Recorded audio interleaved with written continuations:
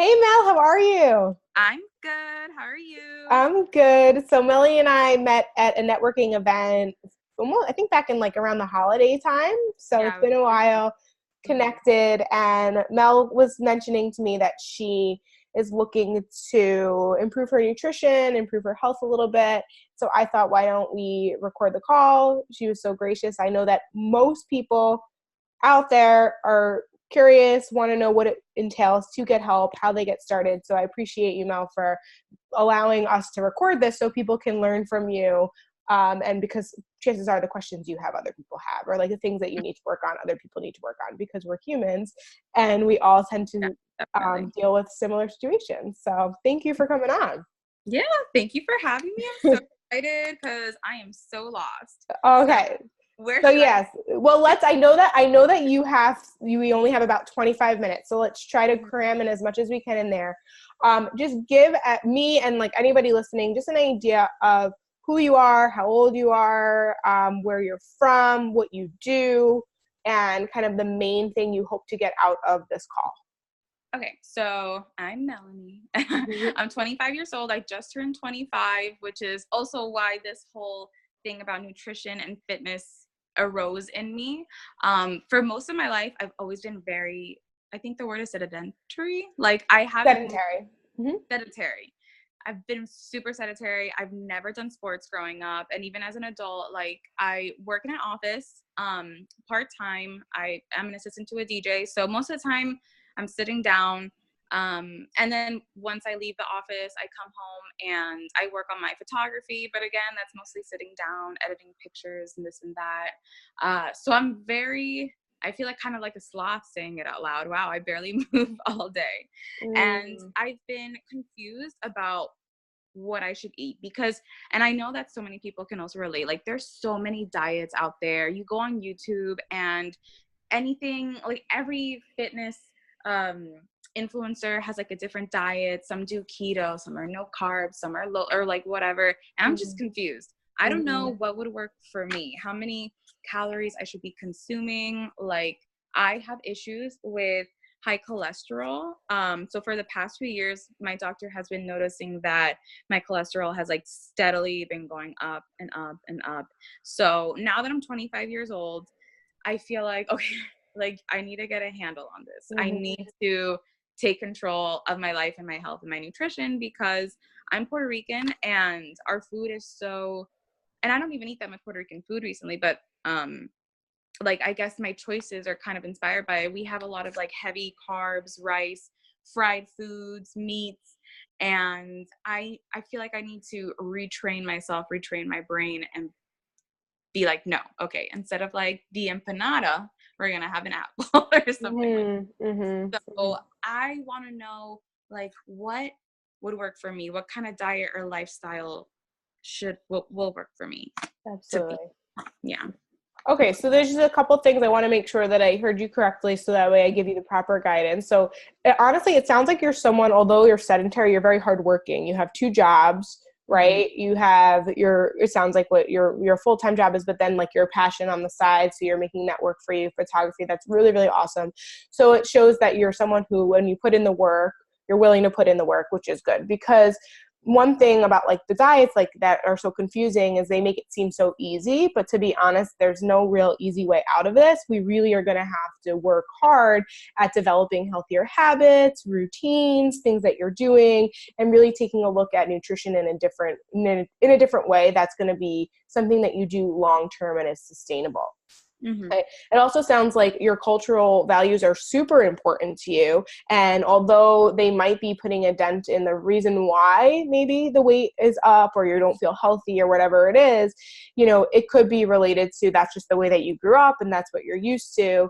But it also sounds like you don't want to really let go of that. Like, because I feel like that, right? You still want to be able to eat the food that you grew up on, right? Hmm. So it's basically finding a way to enjoy the foods that you are accustomed to, but while also finding a way of eating healthier and helping it come together so that way you can stick to it long term.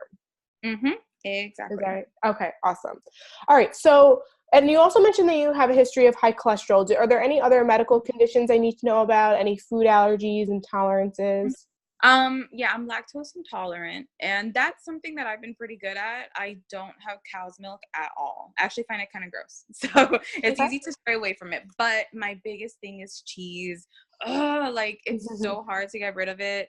And lately, well, and by lately, I mean maybe like the past 2 weeks, I haven't had cheese because I had a friend of mine actually from my childhood. She visited me and she's also lactose intolerant. She's pescatarian, doesn't have dairy.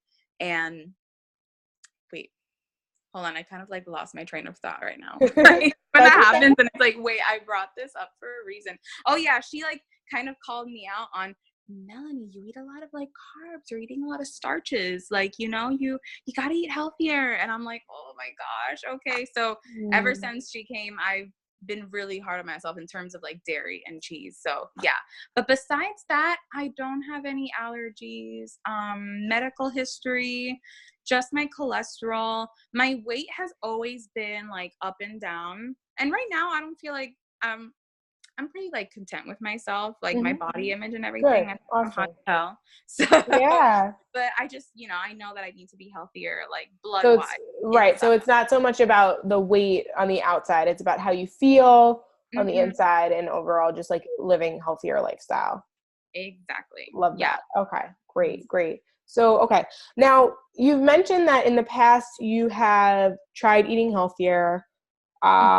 You kind of are successful and then you fall off track a little bit. So what do we think's happening there? Walk me through that process. So I'll tell you about the time that I actually was vegan for a month. So it all started, it was like a span of 3 months. Like, I don't know, one day I kind of woke up and was like, okay, I'm going to do this. I'm going to try because at the time, again, I was having like dairy and cheese. So I went like a month without any dairy at all. So I was like, okay, this was okay. Now let me try like meat. So I took out meat. I was pescatarian. And then for the 3rd month, I went full on vegan, like no fish, no meat, no dairy, just vegetables, grains, like the vegan meats, and everything was going super well. But then I went to a Cuban restaurant and it wasn't even that good. I was so mad. Like, I'm from Miami originally. So Cuban food is like, I know my Cuban food. And so I went to a place here in New York and I was like disappointed in it. But I ended up ordering like a chicken meal just because I'm optimistic and I'm like, oh yeah, I haven't had Cuban food in a long time. This is going to be so good. And so I had a bite. And ever since then, like the bite, by the way, sucked. But ever since then, like I couldn't get back to not eating meat. Like it was as if that was, I don't know, like something snapped in me. Like the inside of my body was like, oh, chicken. You've been missing this. You need this. What is this fake meat? So yeah, I don't know. It just, and it always happens like that. Like I'm really strong and then just something happens. Like I eat something and then it switches off in me and I go back to my regular bad diet. So. Okay. So a couple things there. I'll say that everyone's different, right? And so everyone's needs are different and everyone's desires, likes, dislikes, they're all different, right? I do like that you slowly went vegan. It doesn't seem like you didn't haul it overnight. Like you did slowly to cut out the dairy and all of that.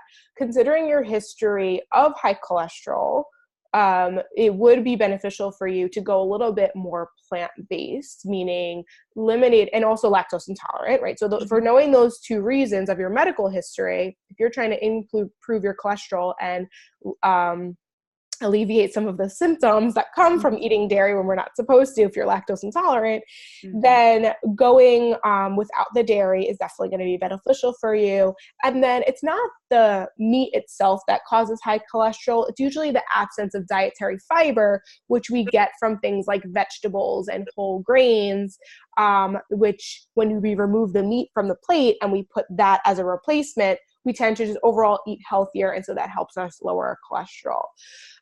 So it sounds like you were off to a good start, but like any sort of diet that puts foods in an all or nothing category, like you can never have meat again, it makes it like very tempting, right? Versus like, how about we try allowing myself to eat, having meat on the plate, but keeping it to a small portion, maybe like palm size or quarter, like you can't, not everybody listening can see my palm, but the size of your palm, because your palm is reflective of your body, right? A child's palm is smaller versus like Michael Jordan's palm is larger because our needs are completely different. So I like using your hand as a measurement tool because it's proportionate to your body. So palm size piece of protein, about a deck of cards thick, it fills up about a quarter of the plate. And then the rest of the plate, what makes a vegetarian or a vegan healthy is not the absence of meat, it's the presence of vegetables. So if your whole diet is all, white rice and, pasta and cookies that they're vegan, like that doesn't make it healthy, right? The vegetables are what make it healthy. So it's really more about finding that balance. And so creating that plate where it's quarter of it is protein, half of it is your non-starchy vegetables. That could be things like broccoli, cauliflower, kale, peppers and onions, stuff like that. And then the other quarter would be your whole grain starch. And now this is critical for you because of someone with a history of high cholesterol. You need to consume grains that are whole, meaning they have more fiber, because that's what's going to pull the cholesterol out of the blood. So an example of that could be a starchy vegetable like a sweet potato. It has the fiber, especially with the skin. Like a sweet potato with the skin is going to be helpful.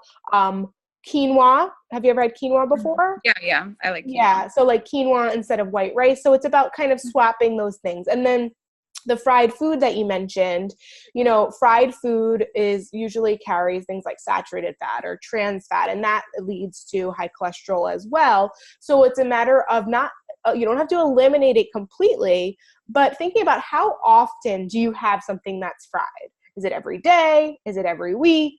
Is it only on the weekends? Is it on, whatever it is? And like, how can I cut back? Maybe you usually get a large French fry. Maybe you can get a small French fry. Maybe you can swap the fries for a baked potato.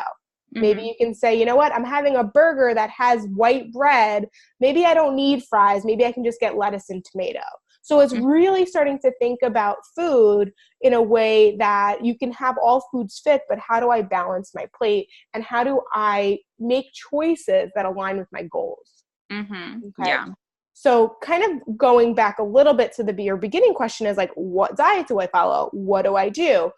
What I do with my clients is I help them through the 6-month program, through your 6-month process, is create your own diet. So if you're going to do this, whether you do this with me or you do it on your own or whatever it is, you really have to be your own kind of judger, in the sense of like what foods work for me and what foods don't. And so what I would strongly recommend that you start to do is pay attention. And how do we pay attention? Write down your food.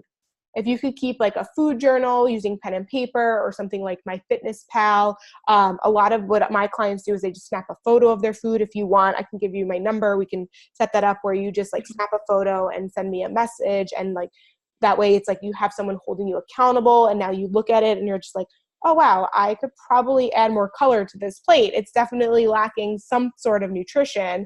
Let me rethink this option. So there's a number of ways to go about it, but the only way we can really tell what foods work and what foods don't is by helping you pay attention and stay consistent and aware. Yeah, definitely.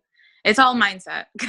It's a big, and that I think is a big part too, is so like you mentioned, like you were doing well and then you went off track, and I wouldn't even say you went back to a bad diet. I don't like to put food in like bad or good, or like, you have healthier habits and less healthy habits, right? We have healthier choices and less healthy choices. And so you found yourself going back into your old ways, which wasn't helping you get to where you wanted to be.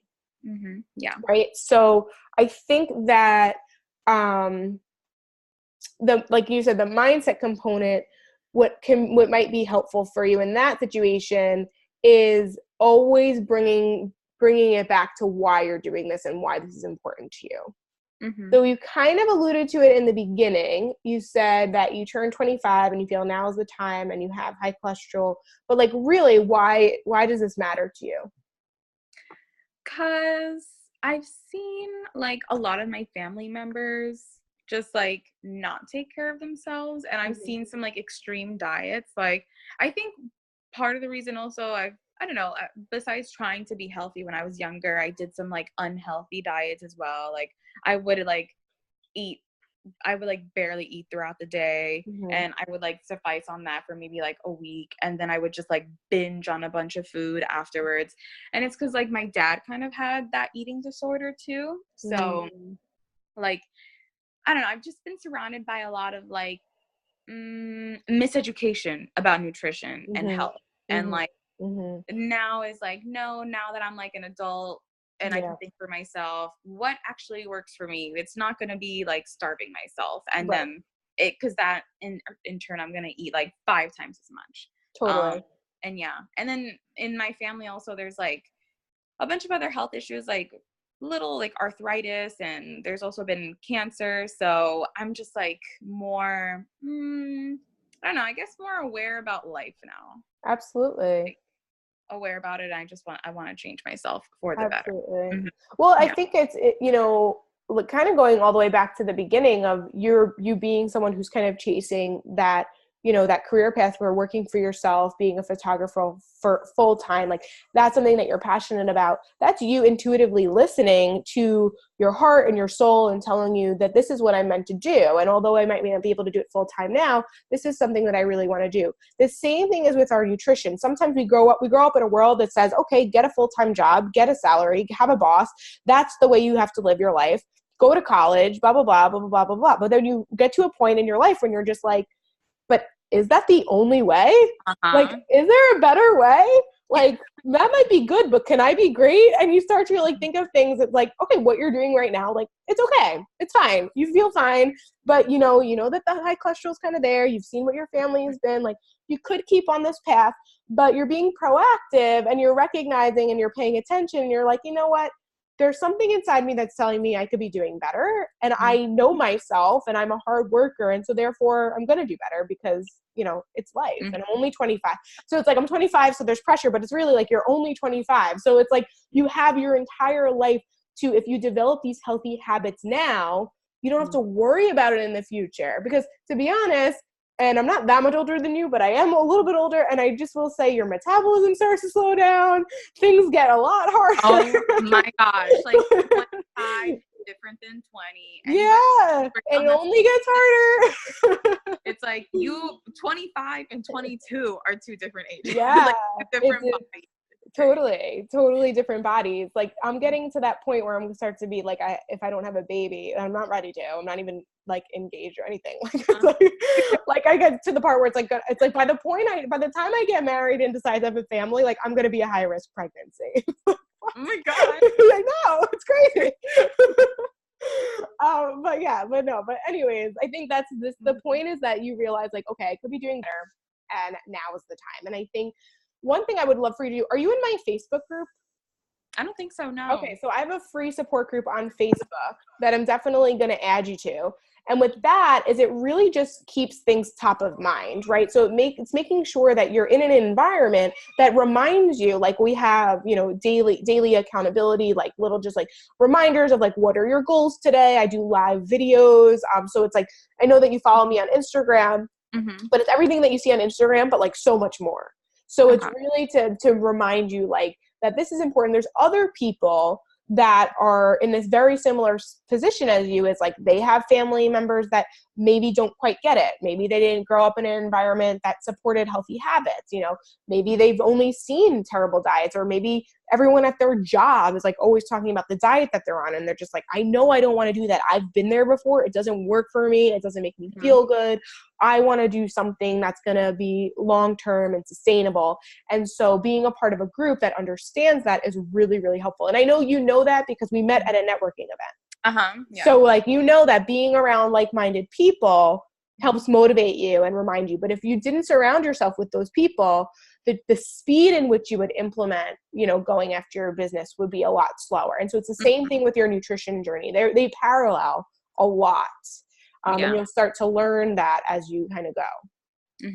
Oh my gosh, but I'm so excited then. Okay, so then, let me see. It's 9. I still have like 10 more minutes left. I'll put my more minutes. But so Yay. what do you think, like, what should my, because for the next week, what I want to do is incorporate everything you're telling me. And then I'm going to be recording myself along the journey and like how I'm feeling at the end of it and like the mission along the way. So how many calories should I be consuming? Like, what should my meals be looking like throughout the day? So I wouldn't focus on calories for two reasons. One, it's just one other thing you have to count and worry about, and it's honestly not as important as the quality of your food.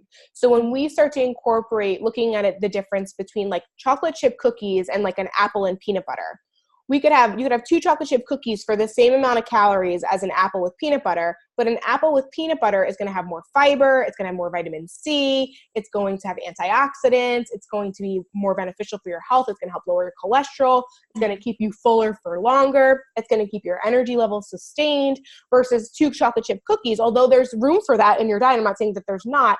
If you do that all the time, you're going to find yourself hungry a little bit later. You probably have terrible skin because of the sugar in the chocolate and just like it not really being nutrient dense.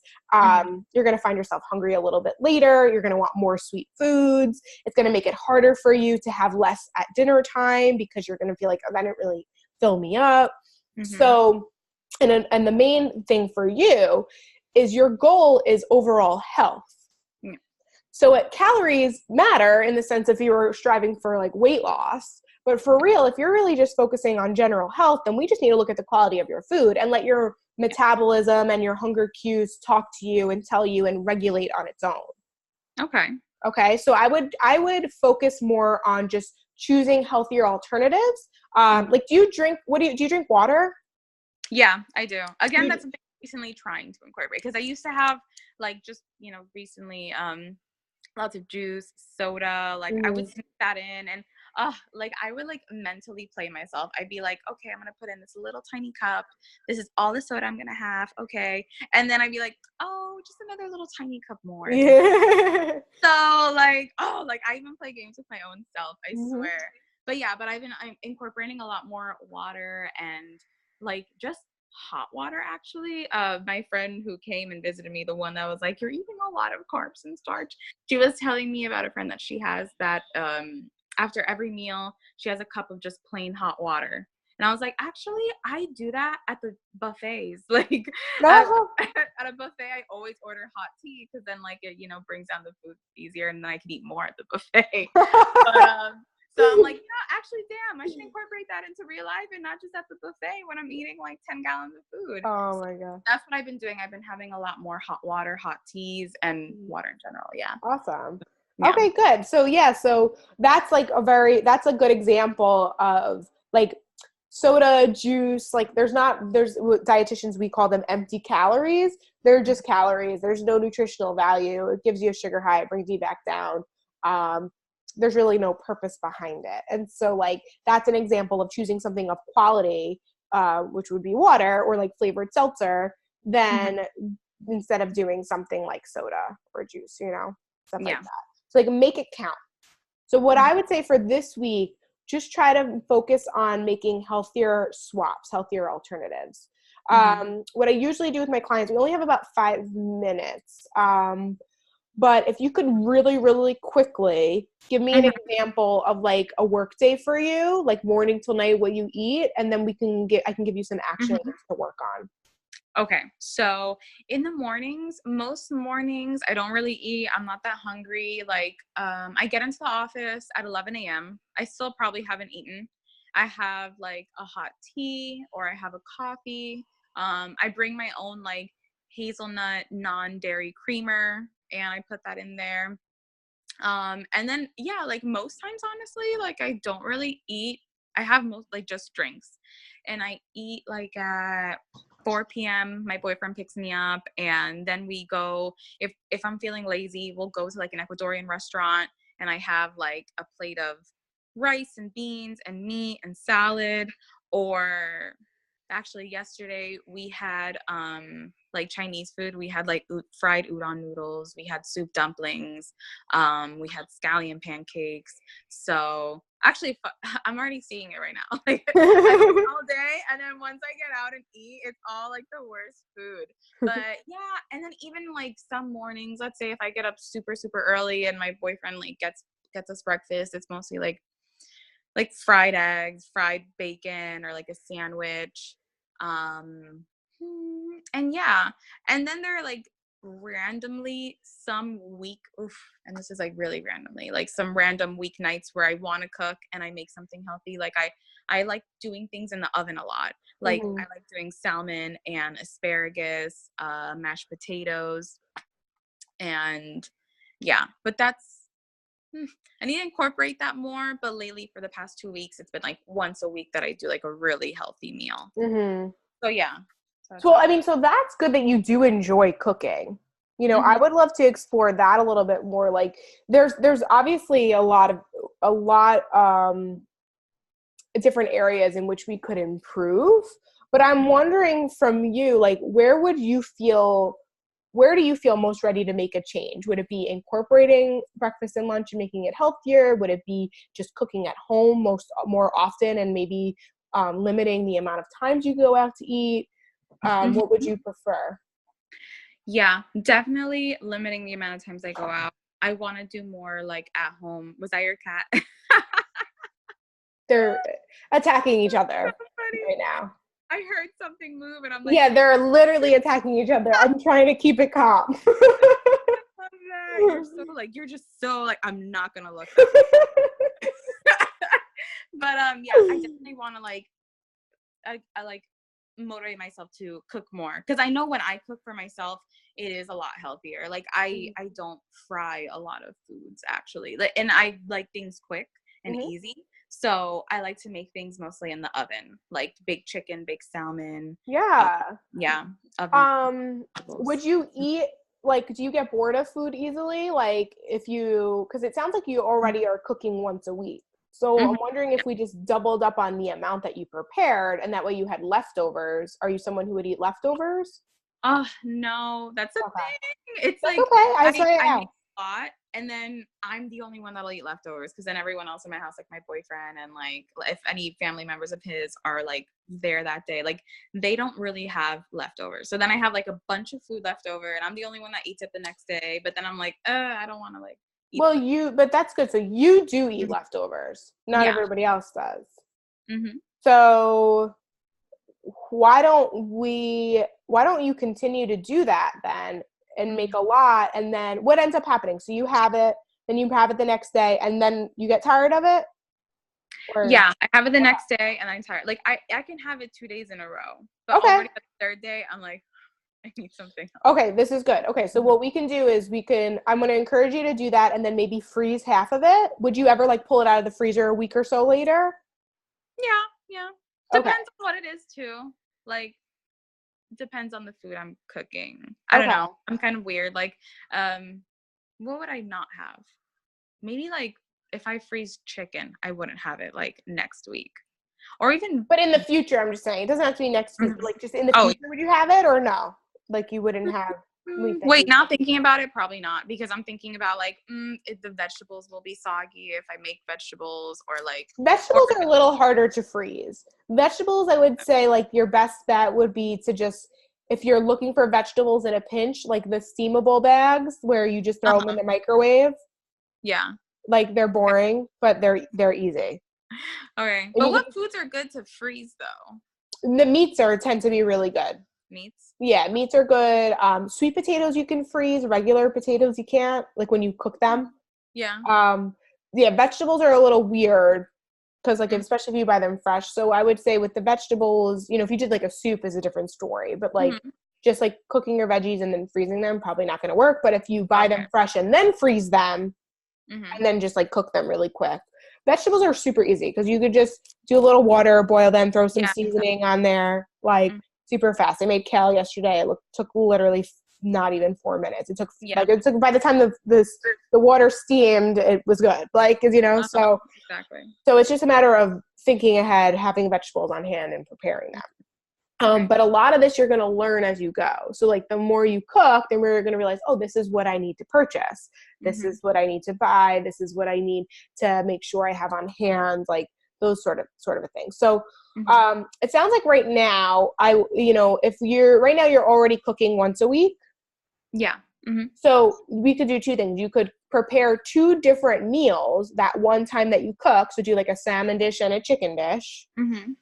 Or you could just pick another night during the week to prepare your food. So what would you prefer? Okay. I think, I thinking realistically, yeah, I'll probably just like, what is it? I'll do like 2 separate meals, 2 separate days. Okay. Like, yeah. One day I'll cook a meal and then, yeah. So what you need to do when we get off this call is you need to tell your boyfriend your plan. Okay. Yeah. He's going to want to take you out and you're going to want to go to dinner, and he's going to have to be okay with the fact that you're like, no, you know what? I love you. I want to, definitely, I enjoy going out to dinner with you.